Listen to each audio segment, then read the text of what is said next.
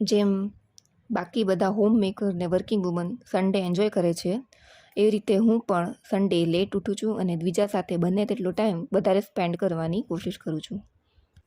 આજે સવારે દ્વિજા 8:30ની આસપાસ ઉઠી ગઈ હતી અને મને પણ ઉઠાડી દીધી હતી. હું દ્વિજાને રોજ સવારે ગરમ નાસ્તો આપું છું. આ ટેવ ઉમંગે પાડી છે.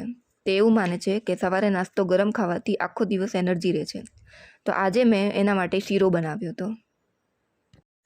શીરો ખાઈને થોડી વાર મસ્તી કરીને થોડી વાર ટીવી જોયું. પછી ઉમંગ ઉઠ્યા એટલે દ્વિજાએ એમને બધી બુક્સ બતાવી. દ્વિજા સિનિયર કેજીમાં આવી ગઈ છે અને કાલે જ મેં એની બધી બુક્સને બાઇન્ડિંગ કરી આપ્યું ને પૂઠા ચડાવી દીધા હતા. તો એ ખૂબ જ એક્સાઇટેડ છે બધાને પોતાની બુક્સ બતાવવા માટે. પછી દ્વિજાએ ટીવી જોયું. એમાં લિટલ કૃષ્ણા જોતી હતી. એ સવારે થોડો ટાઈમ ટીવી જોવે જ છે. આજે ઉમંગને રજા હતી એટલે ઘરે હતા તો દ્વિજા સાથે થોડો ટાઈમ સ્પેન્ડ કર્યો અને અમે દાડમ ખાધું. જોતજોતામાં સવારના 11 વાગી જાય છે અને ખબર જ નથી પડતી. સન્ડે છે એટલે હું રિલેક્સ થઈને જ કામ કરું છું. 11, સવા 11, ક્યારેક 11:30 પણ થઈ જાય છે. અને હવે હું મારું કામ ચાલુ કરું છું. મીન્સ ઘરની સાફ સફાઈ અને સવારના ચા નાસ્તાના વાસણ સાફ કરવાના, પ્લેટફોર્મ સાફ કરવાનું વગેરે. એ દરમિયાન હું દ્વિજાને કંઈક ને કંઈક એક્ટિવિટી કરવા આપી દઉં છું.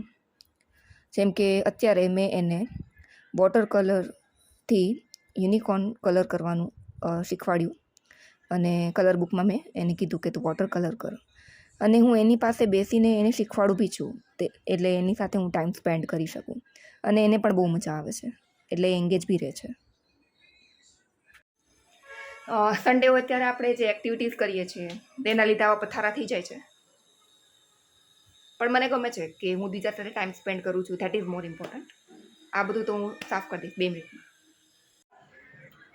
કામની ઉતાવળમાં હું ભૂલી ગઈ હતી કે હું મારું પ્રોટીન શેક પીવાનું ભૂલી ગઈ છું. તો 12:30 થઈ ગયા છે. ફટાફટ મારું શેક બનાવી દઉં છું. હું મારો પ્રોટીન શેક બનાવું છું અને એની સાથે સાથે હું દ્વિજાનું હળદરવાળું દૂધ પણ બનાવું છું. તો કેવું લાગ્યો આજનો તો વિડીયો તમને? આજે સન્ડેની મોર્નિંગ સવારે 8, 8:30 વાગે અમે ઉઠ્યા ત્યારથી લઈને 12:30, 1 વાગ્યા સુધી બસ આ રીતે અમે સન્ડે એકદમ શાંતિથી રિલેક્સ કરીને એકબીજા સાથે ટાઈમ સ્પેન્ડ કરીએ છીએ. અને સૌથી મેઇન વસ્તુ એ છે કે ઘરનું કામ ને બધું તો ચાલતું જ રહેવાનું છે, પણ મેઇન વસ્તુ દ્વિજા સાથે ટાઈમ સ્પેન્ડ કરવા મળે છે અને મસ્તી કરીએ, કંઈક નવું મને શીખવાડું, એમાં મને બહુ જ મજા આવે છે. તો જોતા રહેજો મારો આ ટાઈપના વિડીયોઝ અને કોમેન્ટ કરજો તમને આ વિડીયોની અંદર શું સારું લાગ્યું અને કઈ વસ્તુથી તમે રિલેટ કરી શકો છો. Okay, bye bye.